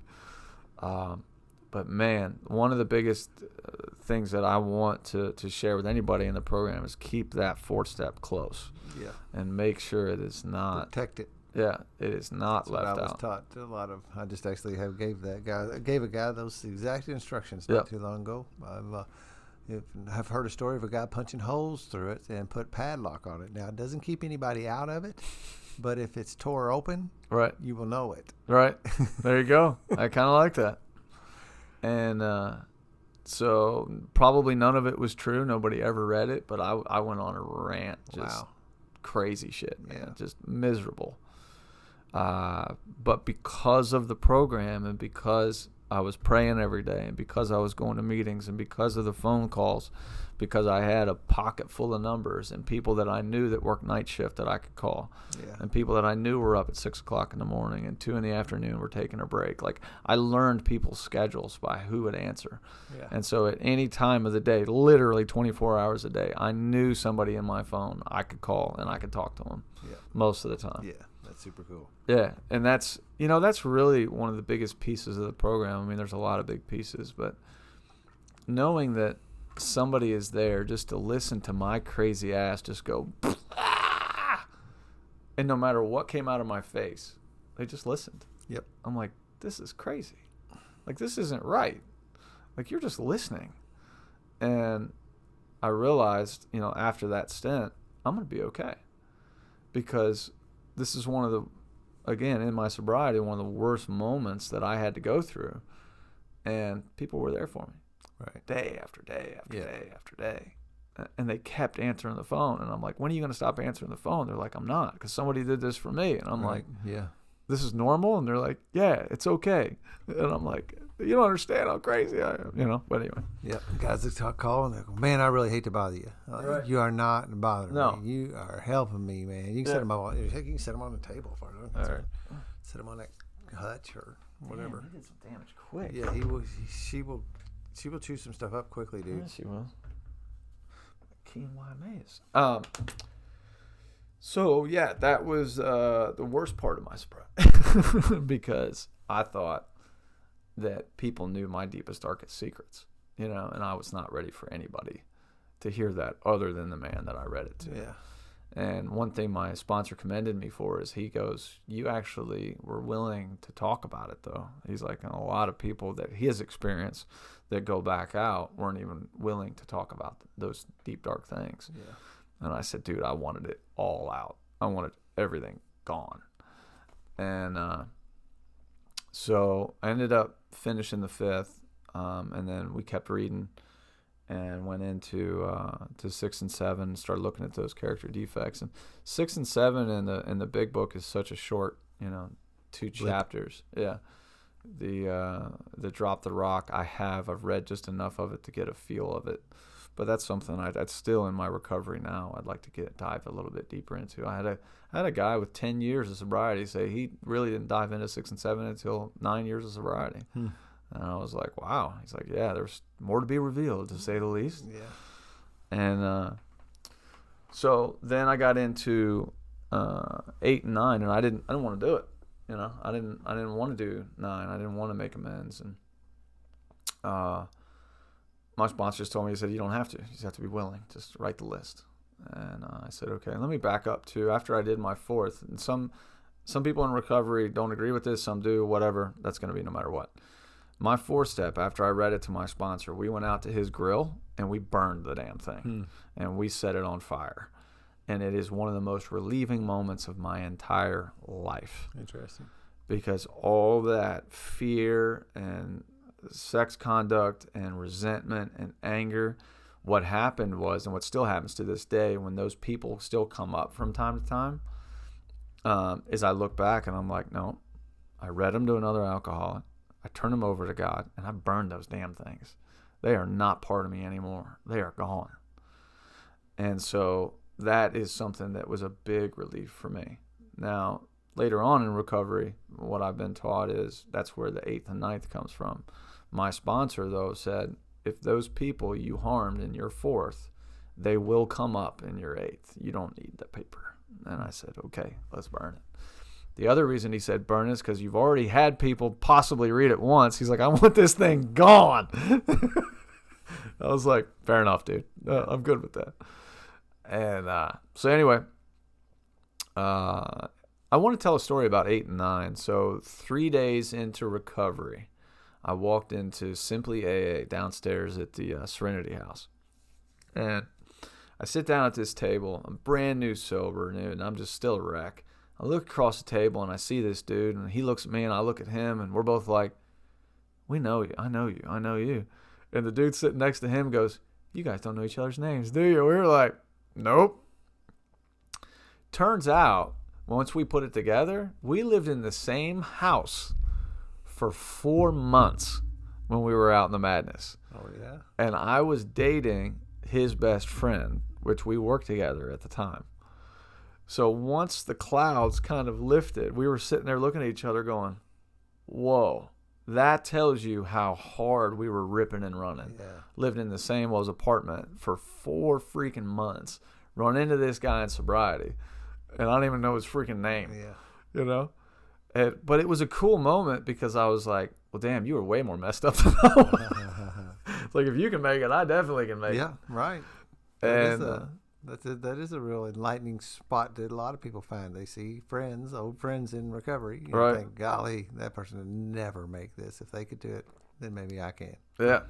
And, well, how that leads to 8 and 9 is we walk outside after the meeting, and he comes right out to me, and he's like, hey, Dave, I got to make an amends to you. Now, at the time, I'm fresh into the program. I don't know what the heck an amends is or anything. He said, I want to make an amends to you. Of course, maybe, okay. He said, well, back in the day, he's like, you pissed me off, and I remember punching the right back fender of your Chevy Lumina, and I dented it. I need to know what I can do to make that right. And I looked at him and I laughed. And I was like, can I give you a hug? And he's like, yeah. And I hugged him and he's like, why are you hugging me? I was like, man, I thought I hit somebody. I was like, I'm so happy it was just you that punched that Lumina. I was like, that drove me crazy forever. But after he made that amends, I felt so much better. And he's the one that made the amends. Yeah. And I was kind of like, whoa, there is something to this. And that's, again, one of those God hooks that kept me coming back because I wanted that feeling. Yeah. And so that's one of the other reasons why I finally did my 8, why I finally did my 9. Still doing that 9, like Tommy that I talked about earlier. Yeah. Come on, Tommy, find me. Yeah, it's an odd thing when I hear, and I trigger on a little bit when I hear somebody say they've done all their amends. Right. I'm not sure that's possible in my world, No. but I am willing, and I have got my eyes open and my ears open and heart open for the opportunities. And like I said, there's some real spontaneous amends are pretty damn juicy. Right. Oh yeah. And God puts a couple people together by accident like that. Yep. I guess it'd be, and then like you said, that other thing too. And that's not really the point of it at all, but that's a collateral benefit. I like to use that term instead of collateral damage that we benefit. Collateral benefit is sometimes that's like you do this amends and it actually allowed you to be taken off the hook of something that you thought was in your history, like you thought you'd hit somebody. Right. So now you got free and from this guy's amends, and the point for him supposedly is for him to get free. Right. And there's that collateral benefit that happens. Well, I like that. And a double freedom. So, but from there, the amends are still going. Oh, I'll tell you a story. I was down at a recovery house downtown. Doesn't matter where it was. Anyway, and I was doing my lead, and I was telling my story, and all of a sudden I remember I blamed a guy for stealing pills, and it was actually me, and that had never came up before. And I literally stopped halfway through my lead. I was like, do you have a paper and a pen? And so I had to write that down and got in contact with the guy after that and made that amends. But yeah, they just come up, that curtain gets kind of shifted a little bit, as you said earlier. Yeah, right. Yep. That deal where I've told myself a lie enough times I now believe it. And one day I wake up and I've told this story before too, where I had some lie. I don't even know what it is now. It's been washed. Yeah. It's gone. But I had this lie I was carrying around and telling people whenever we were around in the shooting the shit sessions, that I would say, well, here, let me tell you about this. Right. And I remember one day just landing on me and going, hold on. But, I was getting ready to tell this story. Yeah. And I realized that's a bullshit story. Yeah. That's all I made that up. Never mind. Yeah. I'm not telling that story anymore. Yep. I did that on the podium one time. I started getting into a story, and all of a sudden I was like, I don't think that's true. Fancied or real. Yeah. It's pretty wild. And I'll tell you a fun recovery story. You've probably heard because you've heard my lead before. I don't know that I have. I was sitting here a minute ago going, I don't know that I've heard my full story. Your full story. So I'll tell you my favorite story, and one of my favorite stories in recovery. I went on a motorcycle trip just by myself. I have a 1982 Honda Goldwing, so I loaded that sucker down and I drove all back roads from here in the Louisville area all the way to Cherokee, North Carolina, which is right around Asheville, North Carolina. Well, Asheville's a little bit north. Anyway, all back roads, didn't touch the highway. It was 12 hours on the back of the bike in the sun. I had a freaking blast all through the woods and everything else. So I get down to Cherokee. I get something to eat. I go to bed the next morning, get up, drink way entirely too much coffee, and I'm back on the road because I'm going to go to Asheville. I'm going to go to a yoga class, and then I'm heading directly east to the Outer Banks. I had 1,000 miles planned in 2 days. And so I'm driving north, going up to Asheville, North Carolina, and it's a 4-lane highway. And all of a sudden, I see something just going ping, ping, ping, like down the highway. And I'm like, what in the hell is that? And so, like on a movie, like slow motion, all of a sudden I see this thing go, DirecTV. And I'm like, why is there, I just had this slow motion moment of why is there a DirecTV satellite dish bouncing down the freaking highway? And so as it's bouncing back and forth, now I'm trying to time it to where I'm going to swerve around it. And so as I swerve, the thing breaks in 2 pieces. One of the pieces comes in and hits the side of my tire. Luckily, on an 800-pound bike, the Goldwing is one of the most balanced bikes on the road. So it hits me, and I wobble, but then I save it. And my butt is puckered tighter than it's ever been in my entire life, as you can imagine. So I save it. So my heart rate starts to come back down, and I'm like, oh, my God, that was crazy, but I'm all right. I'm still upright. And then there's a truck with a trailer right behind it. Just the trailer's just full of garbage, just all kinds of stuff. And, of course, me being me, I'm like, I know it was that guy, and blah, blah, blah. And I'm about to sit there and flip him the bird and cuss him out, not knowing if it was his freaking satellite dish or not. Just in the heat of the moment. And then I'm like, no, I just started praying some more. I didn't say that a minute ago, but I was praying the entire time. Like, God, thank you for saving me. Help, thank you, blah, blah. And so I'm like, no, I'm just going to continue to pray. I'm just going to continue to go on my trip. Well, about a quarter mile down the road, next thing you know, dunk, dunk, dunk, dunk, dunk, dunk. I'm like, damn it, I got a flat tire. So the front tire starts going flat. Now, this is an 800-pound bike. When that tire goes flat, I ain't moving. So I get off the side of the road. It's an off-ramp, but it's only one little off-ramp. And then my tire goes completely flat. So now I'm on the side of the off-ramp on a very, very small sliver, and cars are just whipping past me. I'm like, dude, I'm going to get hit. And I'm sitting there. I'm like, what can I do? Like, I have a plug. I have the Fix-A-Flat. Yeah. Like, what am I going to do? And I'm sitting there, I'm like, I'm going to call the police. Holy shit. I can call the police for a good reason. Like, I need help. I was like, there's no drugs in my bike. I'm not drunk. Like, this is really strange. And so I called 911. I was like, I need some help. And so I'm sitting there, and I'm starting to plug the tire. And next thing you know, this cop car pulls up. And he gets out, and I hear, "Arr, arr, arr, arr." They sent the canine unit. I was like, this is awesome. So now I'm sitting here talking dogs with the police officer while I get my Fix-A-Flat out. And I realize in my haste, when I was leaving for my trip, I grabbed the wrong Fix-A-Flat. On a bike, you have to have the one with the hose, not with the straight nozzle. I grabbed the one with the straight nozzle. So now I'm looking at this police officer going, do you know where a AutoZone is around here by chance? He's like, yeah, it's about 1.5 miles from here. And I was like, all right, can you give me a ride? And he's like, yeah, get in. So now I'm in a cop car riding with no handcuffs on. Yeah, right. I was like, ooh, this is new. It was like the gifts of sobriety, And this beautiful Belgian Malinois right behind me, just sitting there looking at me like, don't do anything stupid. Yeah. And so I'm talking with him, talking with the officer. Anyway, we get the Fix-A-Flat. We go back. I plug the tire. I put the Fix-A-Flat in, and you hear that sound nobody ever wants to hear. Psh, and I'm like, damn it. There's 2 holes in the tire.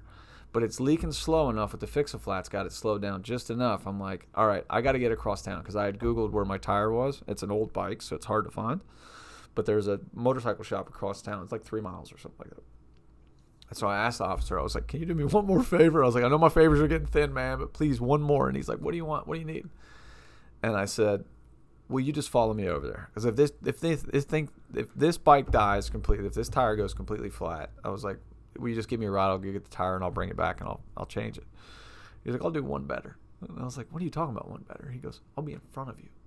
I had a police escort through Asheville, North Carolina, lights on and everything, Very man. cool. Sitting there on my bike. He got me there safe and sound, got my tire fixed. I'm back on the road within, an hour and a half when I got some breakfast or whatever. Yeah, man. But it was that blessing moment of, man, old Dave, I'd have been screwed. Yeah. I couldn't have called for help.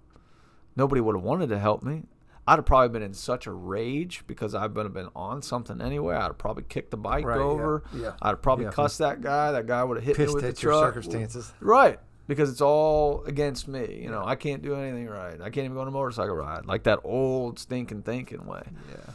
And it was just totally different. And that's why that's one of the crowning moments of my sobriety. I love those stories. It just hit me. Yeah. You'd actually told it to me before. One night someplace. Okay. After a meeting or something. But I was they haven't heard it. Right. Well, thanks for listening. Yeah, man. I like it. You told it a lot quicker to me that night, like in the interest of not burning too much of my time. At this time, I feel like I heard the actual story. All right. Well, good. Yeah, well, I'm glad I got you. Thank you for that. Not That's just the cliff cool, notes, man. but the Yeah, whole, right. Yeah. the whole expansion. That is cool, and we pile those things up, and they're like, probably if you sit down and you look at them, and we do this little podcast thing, and it ends up being that we talk pretty long, and people will go, really that long? And you go, man, it didn't feel like that long. But these little stories are cool, and they're I have that thing. I'll beat this drum to death. I have a miracle list. It is a list of these kind of things like you experienced there. To me, that is a miracle. That is a universe working to my good. And as long as I am doing the right things, like we said a minute ago, as we get these blessings poured into our lives, we continue to take the right steps, like what you did during that episode of not. Certainly, what you didn't do was do the wrong things, right? And then you get the universe rewards you for that somehow or another. And I'm not exactly sure, it sounds like a little bit of new age hanky panky kind of weird stuff, but I watch it happen to guys and gals all the time, and I hear these stories, and they're just so. That's the proof in the pudding of what happens to a person from where you were, that OD days in the intensive care unit and all that kind of stuff, to where you go, that guy can never be anything. He is lost in that, and then to watch as we come through this human washing machine called the 12 steps. Yep. And out the other side, and be able to have these other things happen, these miracles, these adventures. We get to be a part of. And what's coming up for me there is one of the most important statements I've learned in the program is just do the next right thing. And that's something I tell myself every single day. And like you said, doing the next right thing, you get blessed. Over and over and over. And sometimes I'm not sure what the next right thing is, but I always know what the wrong thing is too. So I can go, don't do that. It's usually the first thought. Okay, so I won't do that. Right. And I won't do this. Right. And that's kind of that pause button, right? That pause when agitated or doubtful thing. That's when I get to take a minute and go, hold on. What is the right thing to do here? Hold on. Let's take a minute. Let's take a day. Let's take a week. Right. We don't have to make rush a decision anything on that today. And thank God I got my sponsor and other people in the program that when I am befuddled like that, just go, I don't know what to do here. I get to call somebody, and they'll go, hey, here's what I've done in my experience. And that's my sponsor. There's this blessing where he hardly ever gives me my answer, but through talking to him, I will arrive at my answer. So many times that'll happen, or be talking to somebody. It won't necessarily be my sponsor. It'll be a support person, somebody in these circles I can talk to, and they rarely ever give me my answers. But we beat it around, and I arrive at one more times than not. Well, that's my sponsees. I've had a couple of them. I've been very blessed and honored, but something I'll hear them say, well, just tell me what to do. I can't do that. Tell you what to do, I can tell you what I did and didn't do, and what worked and what didn't work with my experience. And I'll throw his name on here. I don't think he'll matter, and I'll just say, but his first name is so unique that it's hard not to. But Vlad is taking this trip, this hiking trip, and he called me from on top of the mountain. That's awesome. Because it was iced in, and he was in a dangerous position. Oh, wow. Whether to carry forward or not to carry forward. And it was, you know him well enough to know how much he's been looking forward to this trip, and he's like, what do I do? And that's exactly when you said, I was like, man, I'm sitting here in New Orleans in my air conditioned house, man. I don't know what to do. Let's talk about it for a little bit. Let's look at where our options are. We do have to. What is the time frame where you have to make a decision? Right. And so somebody's selling that down because he's in the thick of it, right? Yeah, it's life or death. It's spinning. Right. Somebody without a real dog in the hunt that way can help somebody talk through it and do it. And he did decide to divert and go pick it up another day rather than risk potential death. Yeah. Good for him, man. Yeah. I'm glad you heard from him. But those are miracles about the recovery thing of where we get to do this thing together, And I was just hung up the phone and I actually cried, I teared, and not because of anything more than the fact that I get to do this today, where a guy took a minute when he's sitting up on a mountain not knowing what to do on the other side of this continent. Mm-hmm. He knew what to do. Yeah. He said, "I'll go call my sponsor." Yeah. It's beautiful, man. Yeah.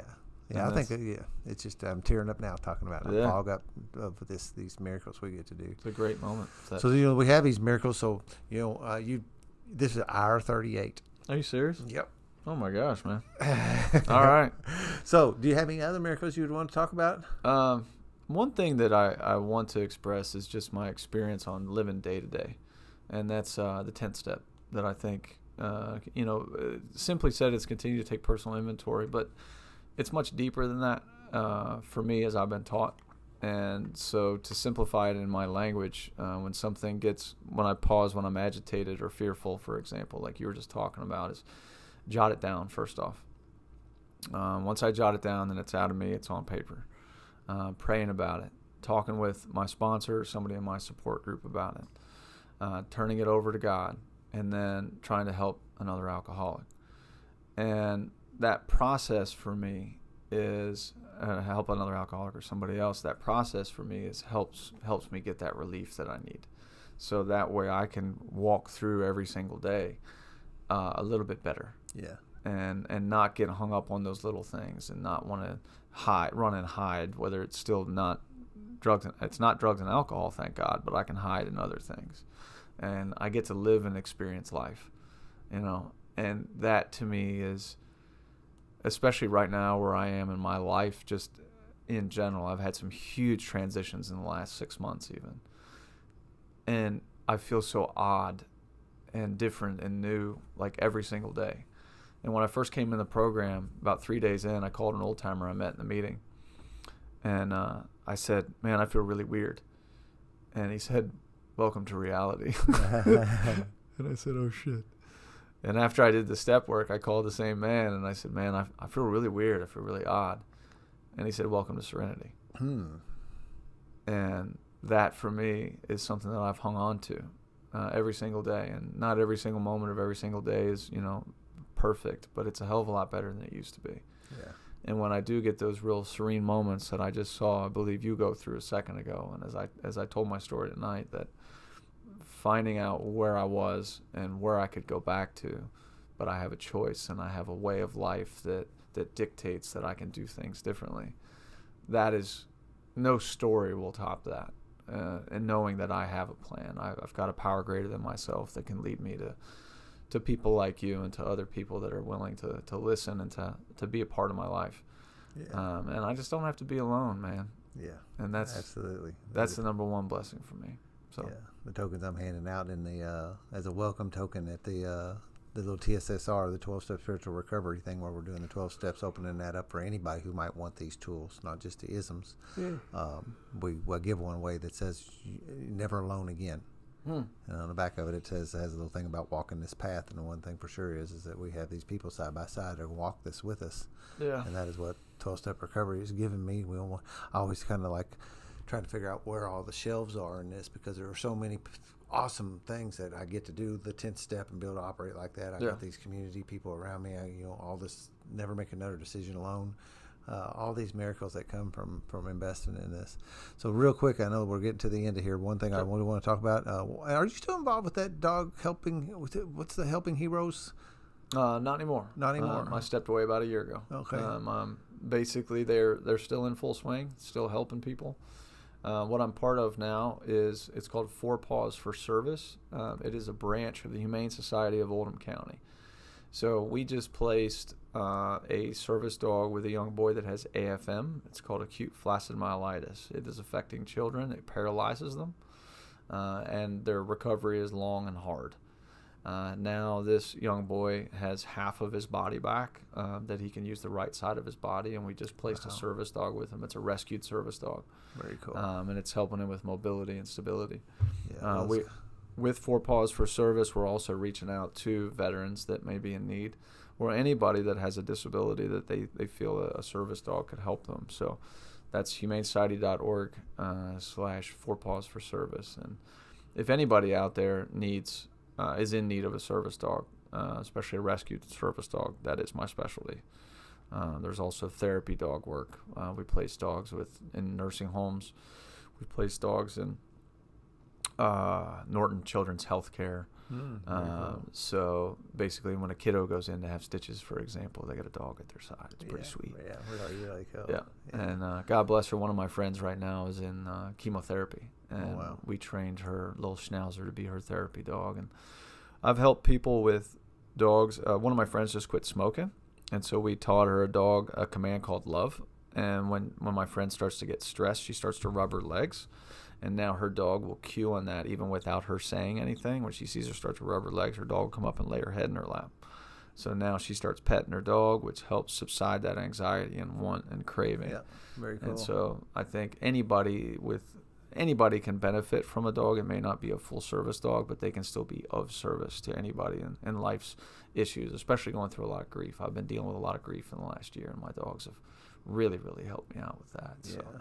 That is a really cool thing. I know I saw the thing about the service dogs, the helping these service members coming back and the PTSD, and I saw that. It really touched me, and I knew that that's something, that's a way you get to like do some service. It's like very unique, and that's, I say I get to participate in my recovery in some unique ways. One of them is doing this podcast, and one other one is I get to host that retreat out there in the country and do that, and so you get to participate in your recovery by helping these other people, which is the fundamental answer to every one of the problems the big book says.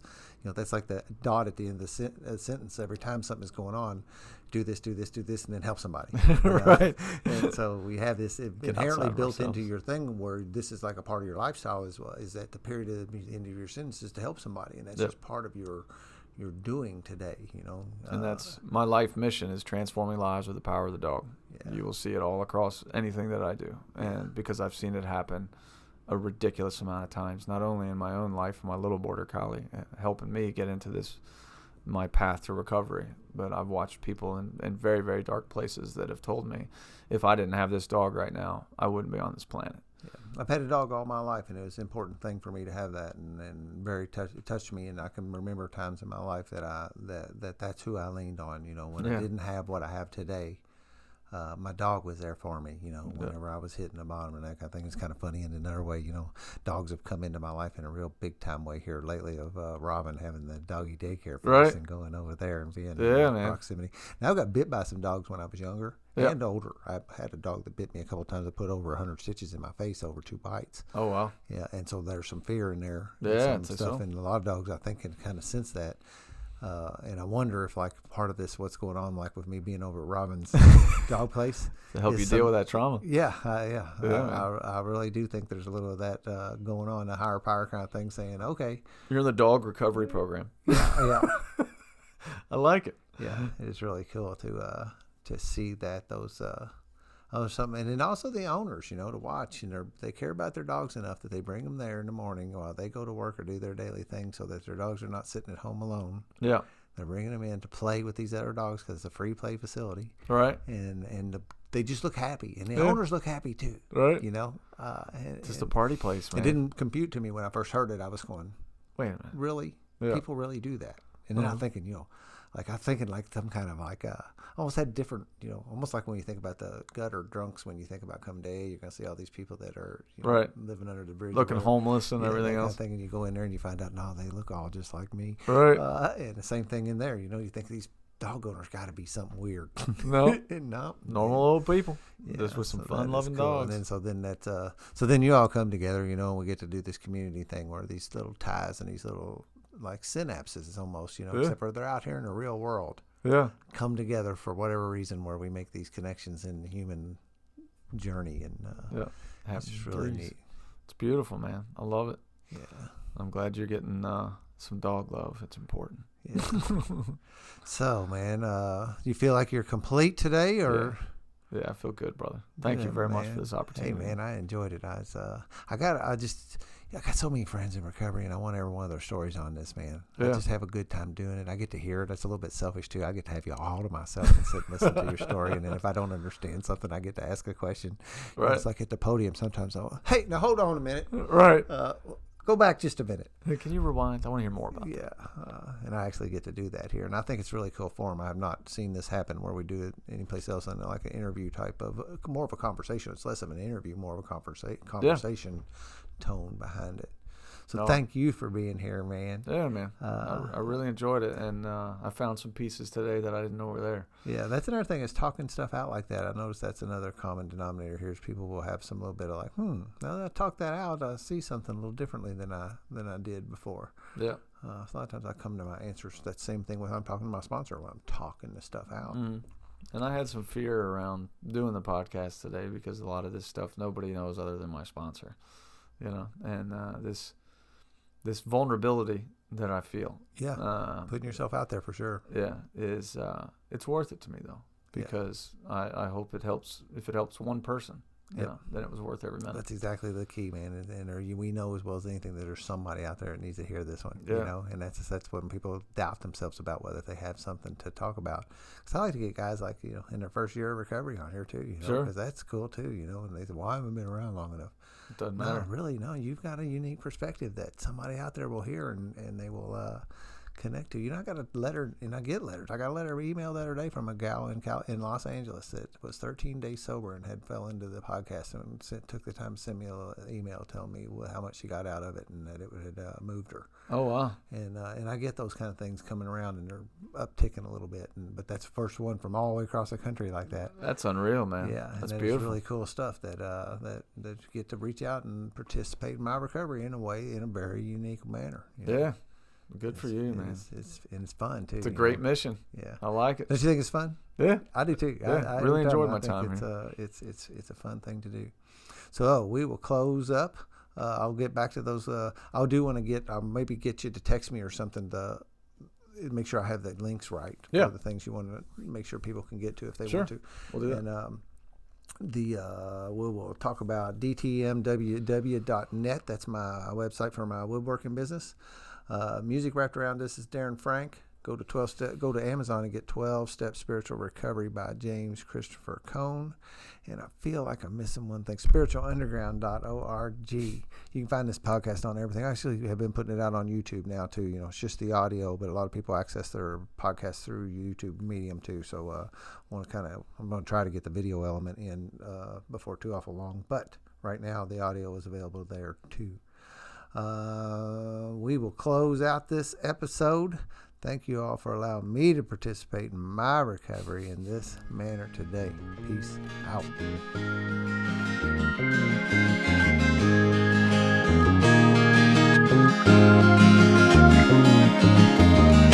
You give your love and the selfish they just take, not concerned about the heart that they will break. The hurt you feel inside soon will turn to hate and build a wall. And the game goes on. Yeah, the game goes on.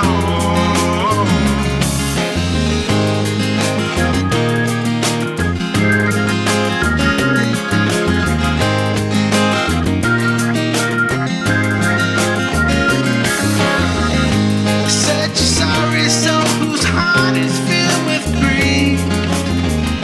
He feels compelled to take more than he needs. It's hard to plant a tree while you're clinging to the seeds. It will